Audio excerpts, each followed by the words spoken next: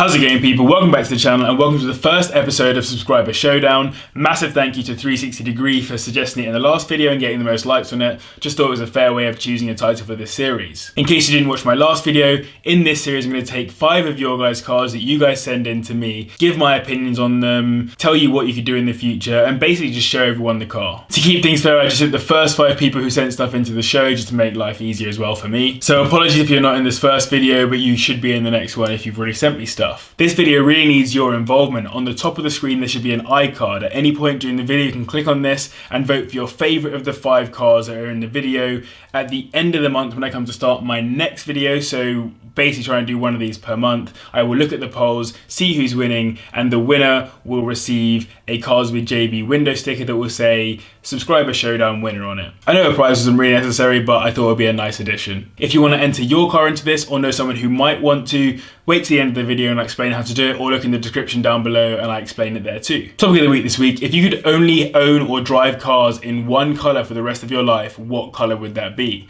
Mine's pretty boring. I really like black cars. I like the murdered look on cars. It's just something that I have as a guilty pleasure, I suppose, and so I would just go for black. But what would be your colour? Let me know in the comments down below and we'll have a chat about it. As always, remember to like, comment, subscribe, all that great stuff, but without further ado, let's get into the video.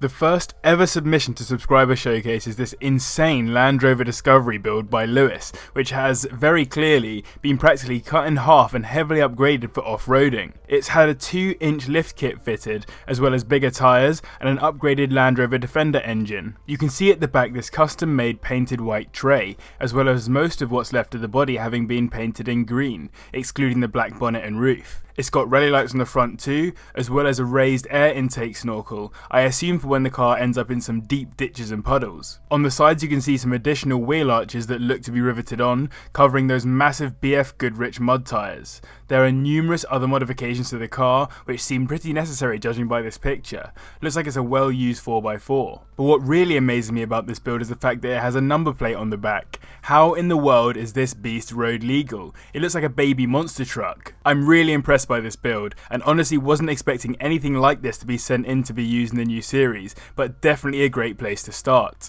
What I really like about it is the fact that everything looks like it's very much there for a reason. The big tyres, the massive rear frame, the huge springs, lights, literally everything looks like it's in place to get the car into and out of some sticky situations. I'm assuming that when it can't get out of those situations, that winch at the front also comes in pretty handy. I really don't think I'm qualified to say what else could be done to this car. As I said, it looks super fit for purpose, and 4x4 racing isn't my area of expertise. Lewis did mention that the interior of the car hasn't had much of an upgrade though, so maybe it's time to make the interior look as sick as the exterior. Either way, thank you very much to Lewis for entering this discovery, and for being the first ever entry.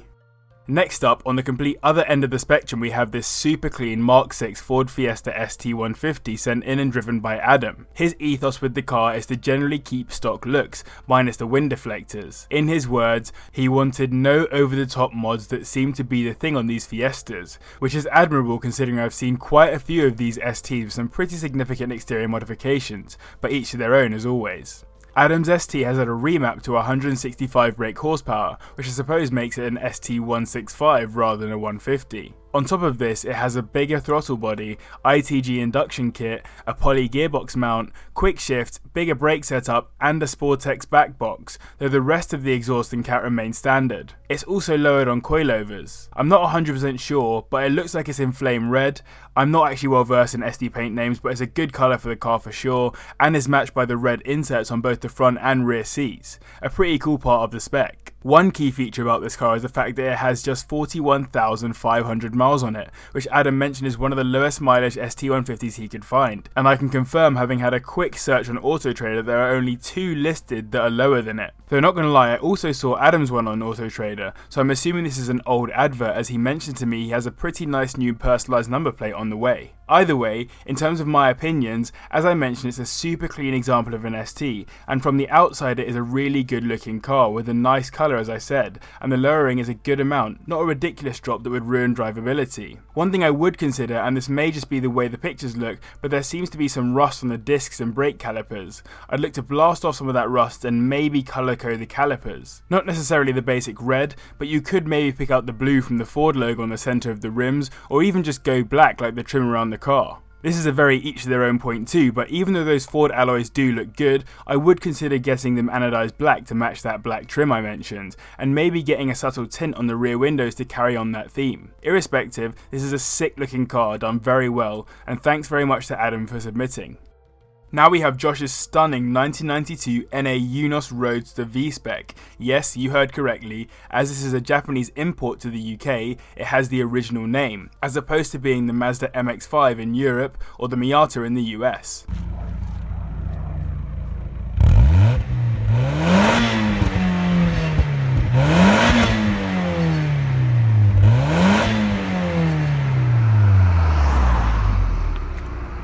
Josh has been kind enough to practically write my script for this too, which is super helpful. The car was imported into the UK in 2008, and Josh has owned it for just over a month now, having bought it off a lovely old man down in Somerset who had the car for several years. It's only done around 74,000 miles since new, and, as you can see, has been looked after and maintained incredibly well, given the fact that it has full main service history for all of its life and has no rust. The V-Spec was a special edition sold only in Japan and is regarded as the second most sought after version of the NA after the V-Special 2. The V-Spec includes the Nardi interior, which gives it a wooden steering wheel, gear knob and handbrake for a very classy feel. It also comes from the factory with that rear spoiler, as well as an LSD as standard. The V-Spec normally came in the racing green and black roof colourway, however the more uncommon colourway is the one seen on Josh's, the brilliant black paint and tan roof, as supposedly only around 150 of these were made. Everything is factory apart from the alloys and the wind deflector between the two seats, which Josh says will be removed soon. He's also torn between preserving the car as it is, or turboing it as it's the 1.6 model. Let myself and Josh know in the comments what you think he should do with it. I've got to say, this is probably the best looking, mostly standard MX-5 I've ever seen, and it's not even an MX-5, even if those floor mats tell a different story. The exterior is incredible for its age of course, as is the colourway, but what I'm most hooked on is that interior. Those slightly bolstered tan seats which match all the way around the dashboard, which has that two-tone feel with the black up top and the centre console. This is the spec of dreams. I'm also a major fan of how clean that engine bay is, very well done there. I personally don't think the car needs a turbo. I'd go all out anorak on this car if I had it and return the alloys to originals, remove the cable-tied wind deflector as Josh is planning to, and keep it as potentially the most stunning and original V-Spec Eunos Roadster in the country. But of course, if Josh does turbo it, it would be a lot of fun to run around. Thanks very much to Josh for entering and for giving so much detail. Now we have an Unreal entry from Steven, who has actually given me advice on the mods for the Pointless Polo project, as he seems to have basically done them all on his 2003 VW Polo 9N. What you're seeing here are the before pictures of his little green TDI 9N, looking quite unassuming, and yet this is what the same car looks like today. Talk about a transformation. I take my hat off to Steven for what he's created here. He did a PD100 engine and transmission conversion and added PD130 turbo injectors into the mix too. The EGR has also been removed, increasing the power and reducing the soot build-up. It has a straight pipe, Golf R32 steering wheel, Mazda RX-8 front seats, Polo 6N rear seats on 9N bases, full Alpine sound system, and is finished in Ford Frozen White with the Polo 6R WRC graphics, a car that wasn't even released here in the UK. On top of that, it's been facelifted to look like the 9N3, as you can see at the front, and it has Audi TT pedals in it as well as those gold GTI alloys, which seem to have been white at some point. Honestly, this is a ridiculous Polo build. As a Polo 9N driver, I'm clearly massively biased when it comes to what Steven has created here, but I think it really is an exceptional build. It obviously completely blows my 9N out of the water in every way, and has done so in quite a tasteful way. You can see the concept of the car must have been there from the start, and he set out to achieve it. I don't have any recommendations for future changes, but Steven does mention that he's likely to end this project soon, as he wants to move on to an Audi A4 or A6 3.0 TDI next. He'll just keep the Polo as a cracking little daily. Thanks very much to Steven for entering this, and best of luck on the next project.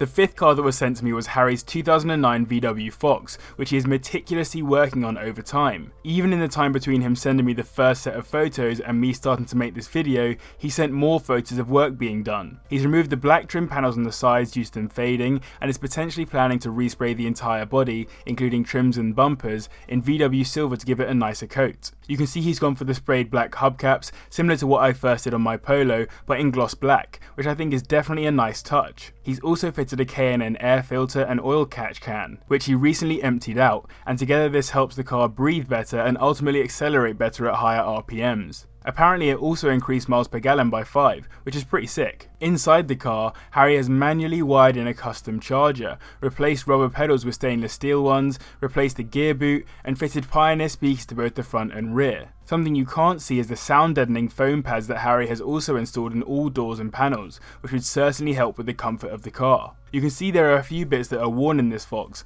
like the seats, and this is definitely something I would consider changing. Harry has mentioned he'd like to get either the GTI seats I put in my Polo, or maybe some bucket seats, but nothing too racy. I love a good cheap car for a project, as I'm sure you're probably aware if you're up to date on the Pointless Polo project, so I'm obviously a fan of what Harry's got going on here. You can clearly see by some of the manual jobs here that he's got some good craftsmanship skills as well. My suggestions for the future would be definitely some alloys, nothing major, even just some Golf or Polo GTI ones would look a treat on this, and they could definitely be anodized black to keep up that theme you're going for. Speaking of that theme, I'd go for some of the basics, like spraying the front and rear VW logos black, which can help to update the look of the car, and maybe when working on the interior, I would think about what kind of colour theme you want to see inside the car and start working towards that. Love to see the beginnings of a great project being entered into the series right at the start. Thank you very much, Harry, for sending this in, and don't worry about the coil packs, it happens to all of us 3-cylinder VW owners.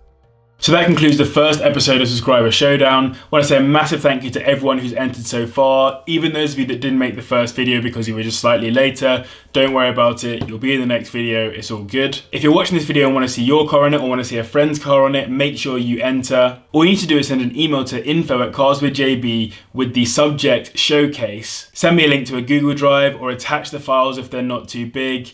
And basically all I want to see is at least 10 landscape photos of the car, both interior and exterior, and if you can, send me some videos as well. Any videos make life a lot easier, make these videos even better for other people, and help me to basically see what the car's like and include it in the video. Don't forget to vote on which of the 5 cars is your favourite, and remember as well to like, comment, subscribe, all that great stuff. But as always, thank you very much for watching, and I'll see you in the next one. Listen.